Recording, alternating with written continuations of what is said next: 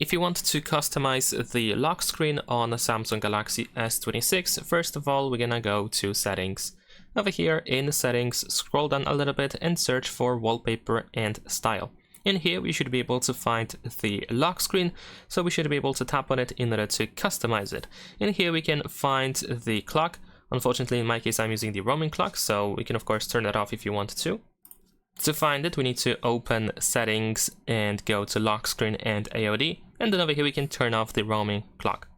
Alright, so now let's go back. As you can see, now we have the normal clock. So we can tap on the clock face over here. We can of course make it bigger, make it smaller, we can move it around. There we go, we can place it pretty much anywhere.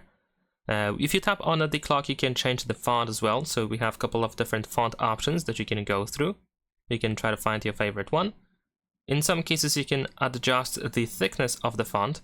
For example, in this one over here, we can move left and right over here to decide how thick or how thin the font should be. Some of these fonts also have an animation like this one, as you can see in here. We can also change the color of the font. We can also set it to automatic to use similar colors to the wallpaper. If you go to style, you can adjust the style of the clock over here. We can show the weather information. We can show the date above the clock. And there we go. Now, besides that, we can find widgets. So below the clock, we can tap on add widgets. And then in here, we can add a couple of widgets into the lock screen. So let's say I'm gonna add the screen time over here. I'm gonna also go ahead and choose the battery, for example, so you can check the battery status in here.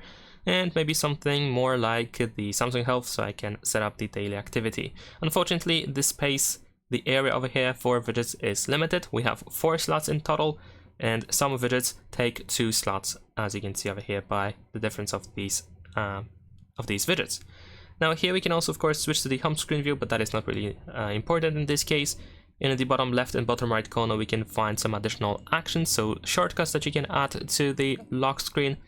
And also at the bottom, you can sometimes find additional options depending on the wallpaper that you use. In this case, we have certain variations that we can use on our phone.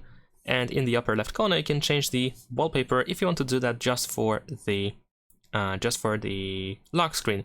However, usually the wallpaper, you want to change it for in the separate area, that is, to be exact, over here where we have changed wallpapers. And of course, in my case, I didn't apply my changes, but in your case, you can tap on and done here in the upper right corner to make sure that all your changes have been saved.